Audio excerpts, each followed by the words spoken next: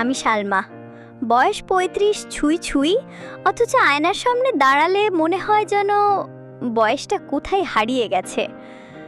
চোখের কাজল এখনো যেমন টেনে রাখে দৃষ্টিকে, তেমনি শরীরের প্রতিটি রেখায় জমে আছে অনাবিল আকর্ষণ।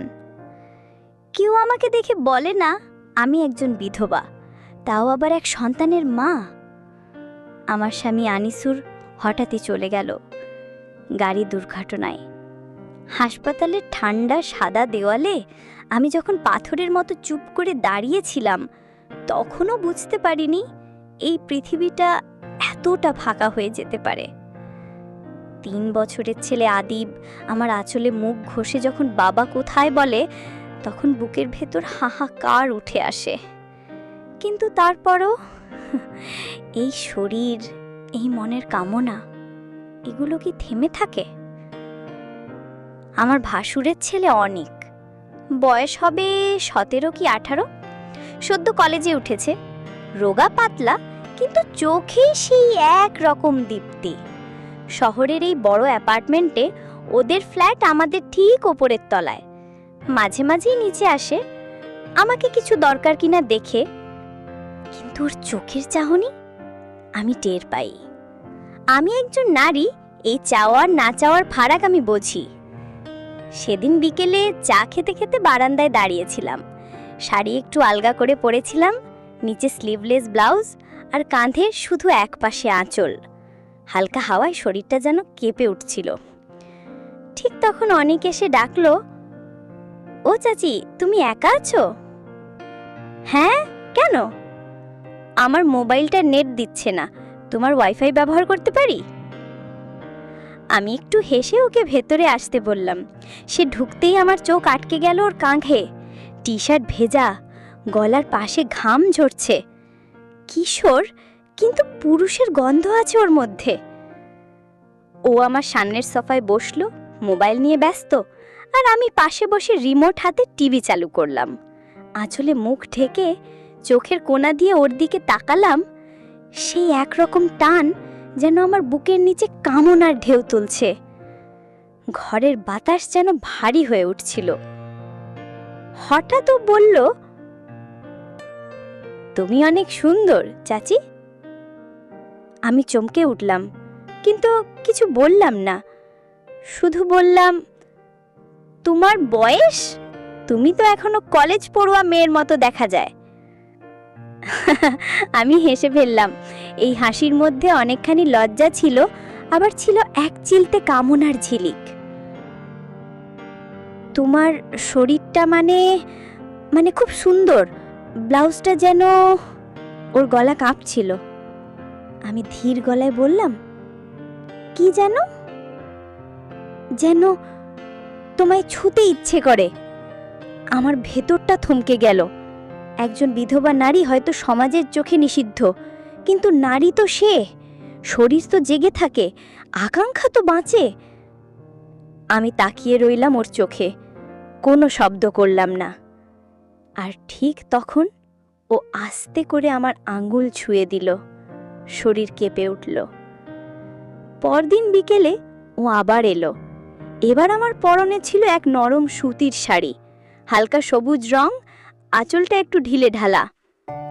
আমি চুপচাপ ওর জন্য চা করছিলাম, আর ও পাশে দাঁড়িয়েছিল। ও চাচি, তোমার পেট নাভির নিচটা একটু বেরিয়েছিল, খুব সুন্দর লাগছিল। আমি এবার মুখ ঘুরিয়ে ওর চোখে তাকালাম। অনেক, তুমি জানো তো আমি বিধবা? জানি, কিন্তু আমি তো তোমায় নারী হিসেবে দেখি, যে নারী আমার স্বপ্নে আসে, চোখ বন্ধ করলেই তোমার ঠোঁট দেখি। ওর কথাগুলো যেন আমার শরীরের গভীরে ঢুকে আগুন ধরিয়ে দিচ্ছিল।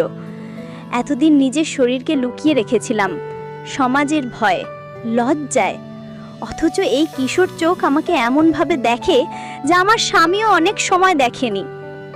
সেদিন বিকেলে আমাদের আঙুল একসাথে ধরা পড়ে গেল এক দৃষ্টিতে।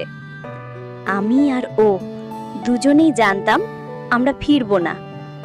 এক রাতে ঝড় উঠেছিল, বিদ্যুৎ চলে গিয়েছিল, বাচ্চা তখন ঘুমায়, আমি একা। অনেক সেই রাতেই প্রথমবার ছাদে উঠল, তারপর নিচে আমার ফ্ল্যাটে এলো। আমি জানি না কেন দরজা খুলে দিলাম।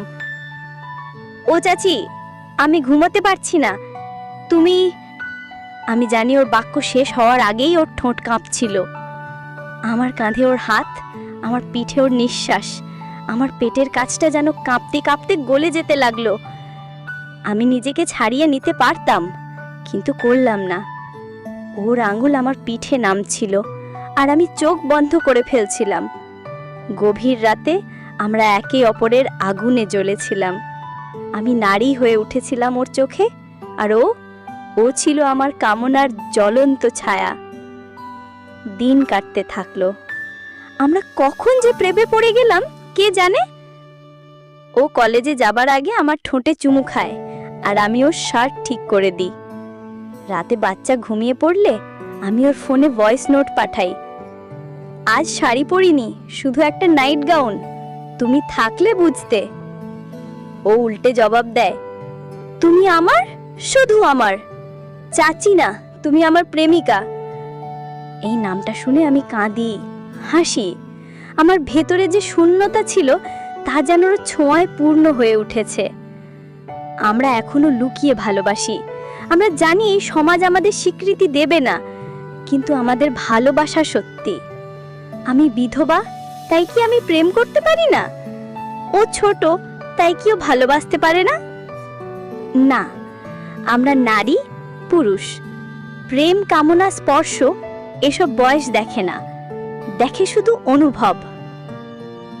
আজ রাতেও আমি আয়নার সামনে দাঁড়িয়ে আঁচলটা একপাশে সরিয়ে রাখি, হালকা ঠোঁটে লিপস্টিক দিই, আর জানি অনেক আসবে আমার শূন্যতাকে ভরিয়ে দিতে।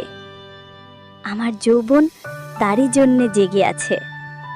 নীরবতা আজ আর অভিশাপ নয়, বরং এক গোপন প্রেমের গভীর গান। রাতগুলো এখন আর একা কেটে যায় না। আমি জানি অনেক ঠিক কোন সময় দরজার নিচ দিয়ে ছোট্ট শব্দ করে শব্দটা করে, টক।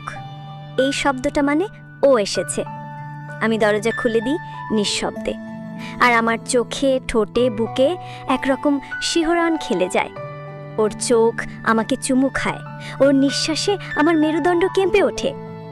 কিন্তু সেদিন দুপুরে রান্নাঘরে কাজ করছিলাম, হঠাৎ দরজার ঘণ্টা খুলে দেখি আমার ভাসুর, অনিকের বাবা। হাসি মুখে ঢুকে পড়লেন। বৌমা, অনিক তো নিচেই থাকে না আজকাল, কই বাসায় থাকেও না দেখছি। আমার মুখ শুকিয়ে গেল। না ভাই সাহেব, পড়াশোনার চাপ তো, বাইরে বন্ধুদের বাসায় যায়। সে চলে যাওয়ার পর আমার হাত পা কাঁপছিল। এই সম্পর্ক যত গভীর হচ্ছে ততই যেন চারপাশ আঁধার হয়ে আসছে। আমার বুকে ভয় জমে যায়। ধরে ফেললে, সমাজ জানলে, আমার ছেলেটা জানলে। কিন্তু ওই ভয়কে থামিয়ে যায় অনিকের একটা স্পর্শ। ওর ঠোঁট যখন আমার কপালে ছুঁয়ে যায়, তখন মনে হয় এই প্রেম পাপ নয়, এক অনিবার্য আত্মিক দাবি। সেদিন রাতটা ছিল একটু ঠান্ডা। আমি সিল্কের সাদা নাইটি পরেছিলাম, ভেতরে কিছুই পরিনি। আমার শরীরটা নিজেই যেন একটা অন্ধকার কামনার বাতি হয়ে জ্বলছিল। অনিক এলো রাত 11টার দিকে। দরজা বন্ধ, লাইট অফ, শুধু বিছানার পাশের নীল আলোর ছোট্ট আলোটা জ্বলছিল। আমি জানি আমি চাইছি ওর স্পর্শ। আমি শুয়েছিলাম পাশ ফিরে, পিঠটা ওর দিকে করে। শাড়ি পরে থাকলে হয়তো আঁচলটা একটু নামিয়ে রাখতাম, কিন্তু এখন ও চুপ করে বিছানায় উঠে পেছন থেকে আমার কোমরে হাত রাখল। ওর আঙুল আমার পেটের খাঁজে স্পর্শ করতেই শ্বাস বন্ধ হয়ে আসছিল। আমি বললাম না কিছু, শুধু চোখ বন্ধ করে থাকলাম। ও ফিসফিস করে বলল, তুমি জানো, তোমার পিঠের এই রেখাটা আমার সবচেয়ে প্রিয়। আমার ঠোঁট কেঁপে উঠল। তারপর আমরা জেগে থাকলাম, কিন্তু শরীর দিয়ে নয়, আত্মা দিয়ে একে অপরকে ছুঁয়ে গেলাম। একদিন দুপুরে আমি বাথরুমে ছিলাম। অনিক তখন আমার রুমেই বসে মোবাইলে গেম খেলছিল। হঠাৎ দরজার শব্দ। আমার ভাবি, ও হুট করেই ঢুকে পড়ল ভেতরে। আমি তাড়াতাড়ি কাপড় পরে বেরিয়ে এলাম। শোলমা, তোর রুমে অনেক বসে? ও তো কলেজে বলেছিল।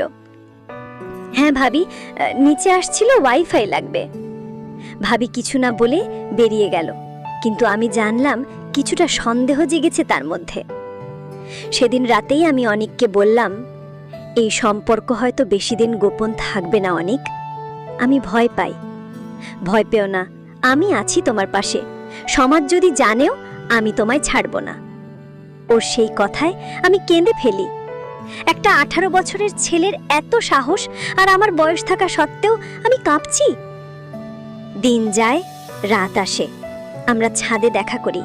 কখনো রান্নাঘরের পাশে ছোট্ট টেবিলের আড়ালে দাঁড়িয়ে দুজনে হাত ধরি। আমি মাঝে মাঝে ওর গলায় ঠোঁট রেখে চোখ বন্ধ করি। ও আমার নাভির উপর আঙুল ছুঁয়ে হাসে। এই শহর, এই বাতাস সব সাক্ষী হয়ে যাচ্ছে এক নিষিদ্ধ প্রেমের। একদিন বিকেলে আমি বারান্দায় বসেছিলাম। পরনে ছিল একটা পাতলা সাদা শাড়ি, ভেতরে কালো ব্লাউজ। আঁচল একটু সরেই গিয়েছিল, আমি জানতাম। অনেক নিচ থেকে তাকিয়েছিল। আমাদের দৃষ্টি আটকে গেল। আমি ফোনে মেসেজ পাঠালাম, তুই আমার প্রেমিক না, যেন শরীরের প্রতিটি কোষে আগুন ধরিয়ে দেওয়া এক অভিশাপ। ও লিখল, আমি তোমার গোপন পাপ না গোপন পূজা, ঠিক করবে তুমি। আমি মুচকি হেসে বললাম, তুই আমার কামনা, আমার অপরাধ, তবুও আমার সবচেয়ে আপন। এই সম্পর্কের ভবিষ্যৎ আমি জানি না, কিন্তু আমি জানি অনেক ছাড়া আমার রাত আর জাগে না। ওর স্পর্শ ছাড়া আমার বুক ভার হয়ে থাকে। কেউ জানে না আমরা একে অপরের শরীরে প্রেম লিখি। আমি ওর গলার পাশে ঠোঁট রেখে প্রতিদিন বলি, তুই আমার প্রেম, পাপ নয়।